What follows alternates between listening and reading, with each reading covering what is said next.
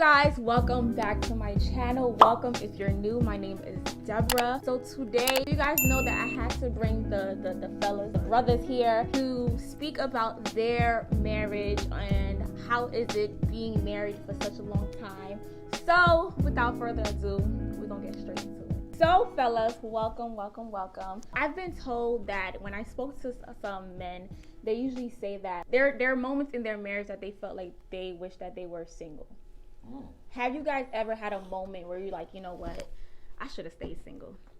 Like, why am I in this? I know it's like straight into it, but I wouldn't say moments of like feeling I want to be single. It's more like, I don't like you right now, and I still love you, but I don't like you right now. Just give me a moment to like gather myself, but not like, you know, it's over and done, or I wish I'm still single, but it's more like I just need time to recollect my thoughts and then come back and then discuss what the situation was. For me, it's not so much a matter within the marriage per se. It's just that I never actually did the whole bachelor thing. I went from living with my mama to living with my wife. So there are times where I wish I actually did get a chance to. I didn't go away to college, so to just live by myself for a bit. So it has nothing to do with her, but it's just that, and she knows this too. Like, I wish I had time to have that experience of living alone.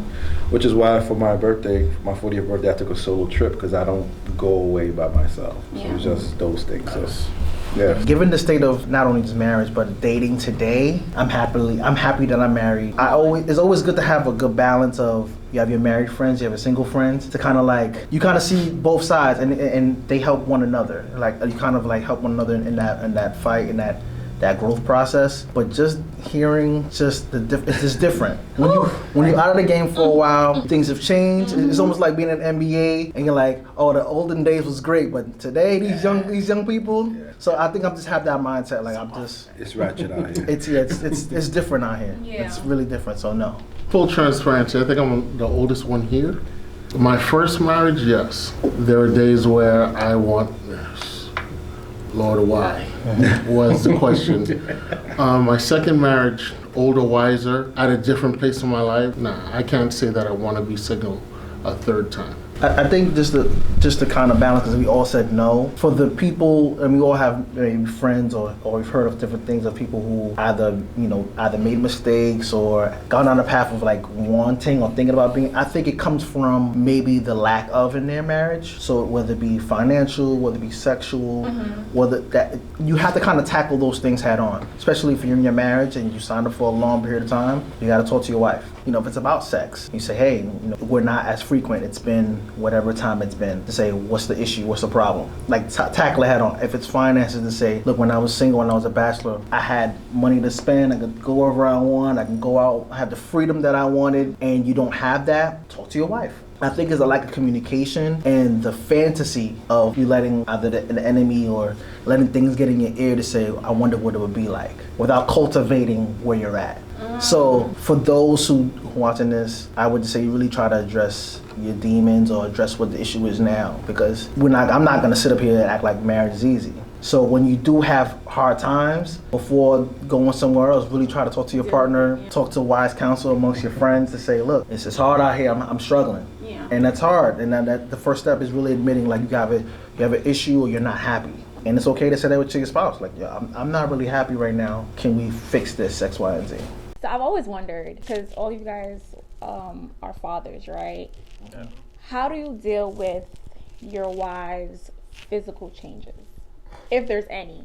You know what, the expectation is, you know, you go into marriage not thinking that he didn't even give his wife a break. He did. Back to back. He got like it was not back to back. He got like 17 kids.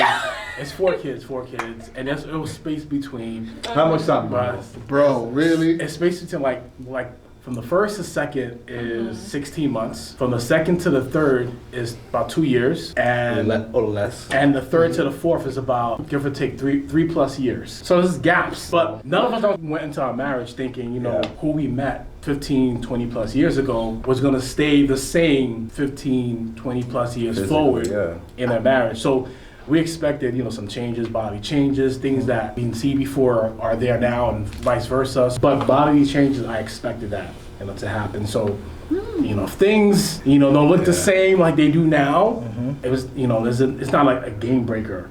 You know, like I think it's ridiculous for anybody to go in a marriage thinking that'd be superficial. Yeah, after your wife give birth to kids, you expect a snapback or expect her to be a certain way. For me, it was more about not so much so what my expectation of a snapback was on my wife.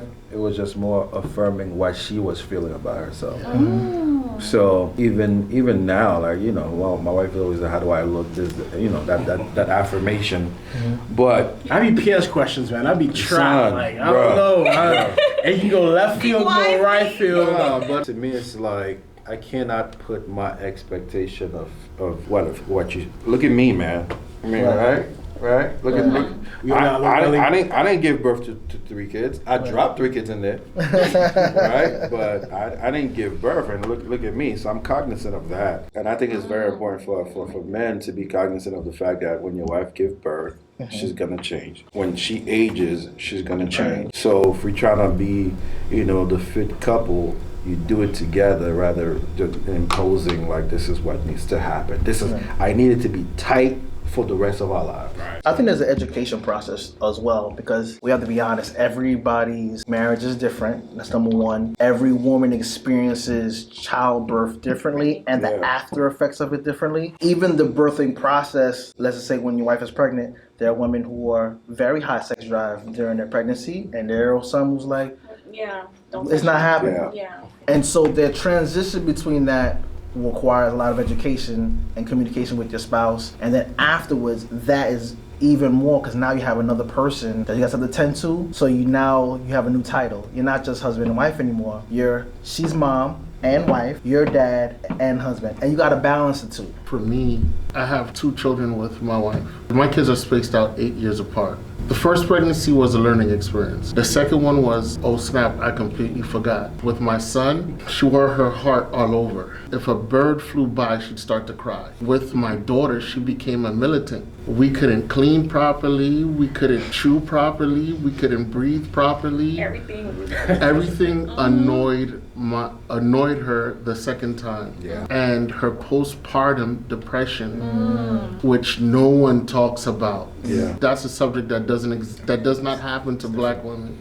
Her postpartum depression with my daughter was worse than when it was with my son. And I never told her this because I didn't want her to feel a way about it, but I was really, really, really afraid for her and my daughter after she came home from the hospital, because my wife slipped into a depression. As much as she tried not to, I can see the signs of that she wasn't who she was mentally. We don't talk about postpartum depression, especially in our community, the black community, and then especially in the Caribbean community. We don't discuss it. So the changes from the first and the second, night and day, but really the postpartum depression is real.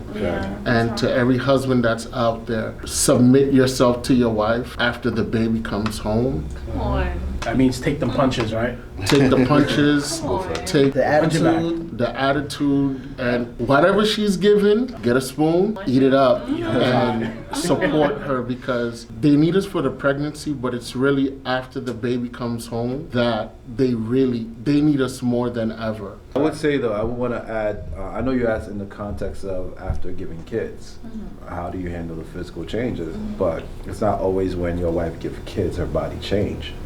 So there could be other things that causes her to gain weight, lose weight, stress at work. So you're not only being cognizant or sensitive to the weight gain or the physical changes after you have kids, but even after you get married, tout le monde got. Very true. Subtitle, everybody get. There you go. Everybody can wait, right? And so we have to be cognizant about how we are approaching it. Conversation, communication goes a very long way. How you tell somebody, hey, let's go to the gym together and things like that. How do you? Just like that. Hey, babe, let's go work. Like my wife be tricking us. She's like, babe, if I got fat, will you tell me? That's another PS question. I'm like, sure. Because going back to the context of the question is, of course, the physique. Now, if you're making physique beauty appearance like your paramount thing that should never change so that the marriage can be beautiful, you're going into the marriage, in the wrong context, pretext already, and you're setting yourself for failure because you're going with expectations thinking, you got me like this, Right. now to keep me like this, you gotta make sure, you stay like this. And then with the women, a lot right? of marriages suffer because of that too. A lot of marriages do suffer, and then parents would tell, especially like the wife, or the young wife, para get called. Don't let yourself go. Right, that's why I asked that question because I remember I was with somebody and he was like, yeah, when we get married, you better para que call and whatever. I'm like, what does that mean? Wait, so let me, if I had to give context from a marital perspective, and I think the same intentionality, and I guess I'm like this, the same intentionality you had when you were dating, when you courted, you kind of want to keep that same energy. Like that shouldn't stop. You want to date your wife. You want to affirm her. You want to make sure to say, hey babe, let's be more health conscious. Let's fast, or let's eat this, let's do that. By finding ways to communicate those things with one another. But you don't want to get complacent either for yourself or your spouse. But I think that's what it is, though. How you communicate is super important. Right. Women or people in general come with different traumas to a marriage, right? And so this body image and body issues is so crazy. It's funny because a friend of mine from high school texted me a picture of us at graduation, but it was like this. Right. It was like shush, and now it's like, dang, how did this happen? And so we just have to be very mindful about how we have that conversation. So it's not like we're not beating these people down, even if that's what we really feel. Let's be honest. Sometimes there might be guys. This is not me. This is an example, not a testimonial. Okay. There might be some guys like literally it's a real problem for them. You gotta be honest. If we say you have to be honest, have honest conversation with your spouse, be honest about it. It's gonna be uncomfortable. But how you do it is important. Right. Exactly. Uncomfortable but necessary. Right. That's why you have to lay the groundwork on how you communicate with your spouse. Normalizing what is your communication style. So once you have that style down packed, it doesn't matter what the topic is, you're able to engage it. And you're both happy for it. Your shallowness would have been evident before y'all even got married. There are signs that either the husband or wife are vain, self-centered, and very big on image. Ooh, yeah. There are signs from when you're dating. You're gonna go out and that? What? I think I look fine. No, go wear this, go wear that. If your mate is really big on Style, fashion, and how they look, now there's nothing wrong with that. But there are telltale signs that you gotta be high and tight all the time, even if you're gonna go to the bathroom. There are telltale signs. That's what that person deems and finds very important. Even as a male, I know I'm gaining weight, and I look at my married picture and I'm like, I want to get back to that. Yeah.